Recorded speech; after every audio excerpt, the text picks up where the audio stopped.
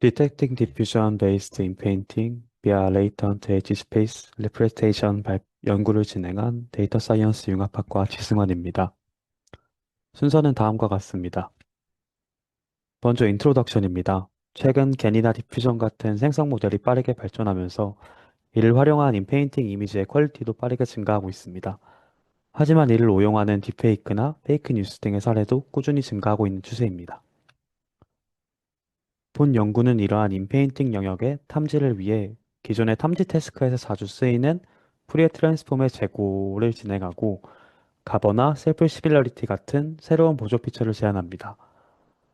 또 디퓨전 이미지의 세만틱한 정보를 갖고 있다고 알려진 엣지 스페이스를 활용을 해서 결과적으로 파이프 데이터셋의 기존 모델 대비 높은 탐지력을 보이는 모델을 제안합니다. 다음은 릴레이티드 워크입니다. 먼저 인페인팅 데이터셋은 크게 전통적인 방식과 생성 모델 방식 두 가지로 나뉘어져 있습니다. 전통적인 방식의 경우는 이미지상의 오브젝트를 복사해 붙여넣는 카피 앤 무브 방식, 혹은 두 이미지에서 특정 오브젝트를 합성해내는 신테시스 방식 같이 비교적 단순한 메소드 기반으로 생성되는 데이터셋을 의미합니다.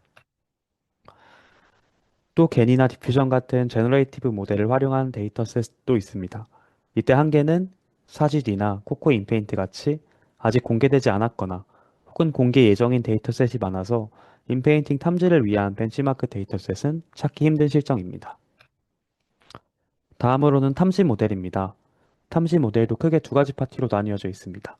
먼저 왼쪽 편에 보이시는 것처럼 CNN 베이스로 설계된 IIDnet, PSCnet 같이 인페인팅 데이터셋의 전통적인 특징을 캐치하는 모델들이 한 축으로 있고, 비전 파운데이션 모델인 비전 트랜스포머가 나온 이후로 이를 활용한 IML VIT, 오브젝트 포머 등의 모델이 있습니다. 하지만 이 연구들의 데이터셋에서 알 수 있듯이 타깃이 전통적인 방식의 인페인팅 데이터셋에 한정되어 있다는 단점이 있습니다. 프로포즈드 메소드입니다. 먼저 푸리에 트랜스폼에 대한 재고를 진행하였습니다. 푸리에 트랜스폼은 왼쪽에서의 제너레이션, 오른쪽에서의 디텍션 모두에서 잘 활용되는 피처입니다. 하지만 과연 디퓨전 베이스의 인페인팅 이미지에서도 그들만의 아티팩트를 잘 캐치할 수 있는지에 대한 실험을 진행하였습니다. 실험 과정은 다음과 같습니다. 인페인팅 이미지에 대해 푸리에 트랜스폼 변환을 진행합니다. 다음으로 오브젝트 마스크 영역의 경계 부분에 대해서 내부와 외부 영역의 엣지 마스크를 추출합니다.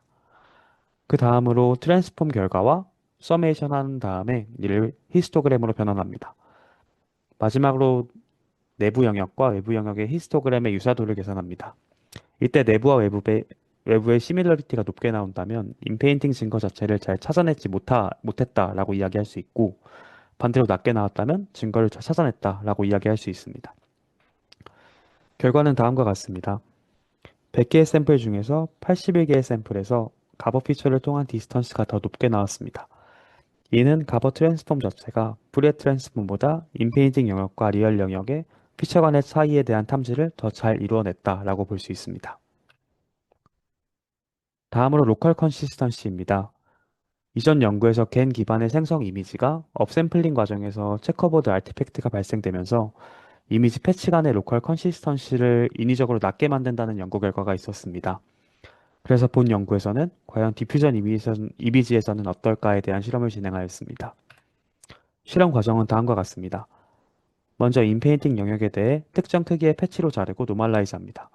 다음으로 자기 자신을 제외한 가장 비슷한 피처까지의 거리를 미니멈 디스턴스로 정의하고 모든 영역에서의 미니멈 디스턴스에 대한 값을 구하고 그 값을 평균한 수치를 해당 패치의 셀프 시밀러리티로 봅니다. 특히 이전 겐 기반의 연구에서는 페이크 영역의 컨시스턴시가 리얼 영역의 컨시스턴시보다 현저히 작다.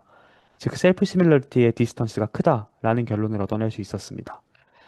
반대로 본 연구에서는 디퓨전 기반의 데이터셋에서 페이크 영역이 리얼 영역보다 낮은 디스턴스 값을 보이는 것을 확인할 수 있었습니다.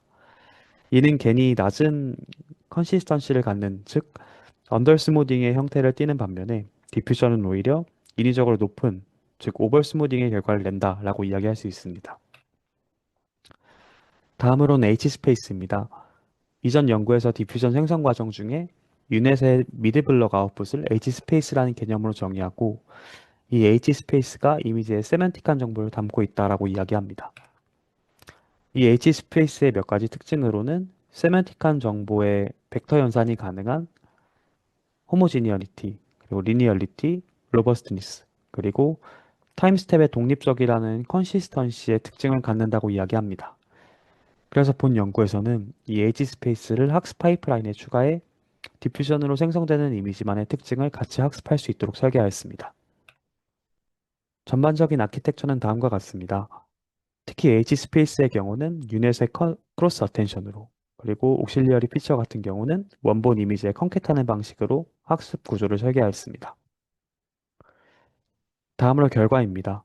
본 연구에서 제안한 모델이 AUC 98.24, PRAUC 84.54로 기존 소타 모델이었던 IML VIT 대비 AUC는 약 1.2%, PRAUC는 약 9%의 성능 개선을 보임을 확인할 수 있었습니다. 다음으로 에블레이션 스터디입니다. 먼저 H스페이스의 영향력을 확인하기 위해 H스페이스를 넣은 버전과 넣지 않은 버전을 각각 학습하고 성능을 확인하였습니다. 결과적으로 넣었을 경우에 AUC가 약 2.4% 정도 향상됨을 확인할 수 있었습니다. 다음으로 보조 피처에 대한 실험입니다. 프리에 트랜스폼이나 가버, 셀프 시뮬러리티 피처를 사용할 때 각각 성능 변화를 확인해 보았고, 결과적으로는 가버 피처를 활용을 했을 때 다른 피처를 활용을 했을 때보다 약간의 성능이 개선됨을 확인할 수 있었습니다. 다음으로 엣지 스페이스를 추출하는 레이어에 대한 실험입니다.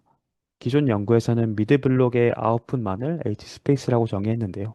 본 연구에서는 그 외에도 유네스 다운 블록 그리고 업 블록 각각에서 피처를 추출해 학습했을 때의 성능을 비교해 보았습니다.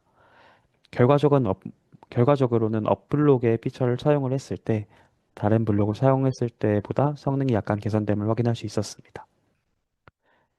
마지막으로 엣지 스페이스를 추출하는 타임 스텝에 대한 실험입니다. 기존 연구에서 엣지 스페이스가 타임 스텝에 따라 로버스트한 특징이 있다라고 이야기했지만 본 연구에서는 타임 스텝을 총 50스텝 중에서 10번째, 25번째, 그리고 40번째로 나눠서 성능을 비교해 보았습니다. 결과적으로 뒷부분으로 갈수록 좋은 성능을 보이는 것을 확인할 수 있었습니다. 리미테이션입니다. 모델에 대한 로버스트니스를 확인하기 위해서 스테이블 디퓨전 2.0 버전으로 구성된 TGIF 데이터셋에 대한 성능을 확인해 보았습니다. 결과적으로는 성능이 매우 좋지 않았는데 이 원인으로는 오른쪽 위 이미지에서와 같이 H 스페이스를 추출하는 부분이 스테이블 디퓨전 1.5를 모방해서 구현을 했는데 이 부분이 한계점으로 동작하지 않았을까라고 의심하고 있습니다. 컨클루전입니다. 본 연구를 통해 프리에 트랜스폼 외에도 가버, 셀프 시밀러리티 같은 새로운 보조 피처를 제안합니다. 또 스테이블 디퓨전 1.5의 특징을 갖는 H 스페이스를 활용을 함으로써 결과적으로 소타의 성능을 보이는 모델 구조를 제안합니다. 퓨처 웍스로는 디퓨전의 버전을 타지 않는, 즉 유니버설한 어댑터 구조를 갖도록 모델을 리디자인해서 결과적으로 모델의 로버스트니스를 높이는 방향으로 연구를 진행하고 있습니다.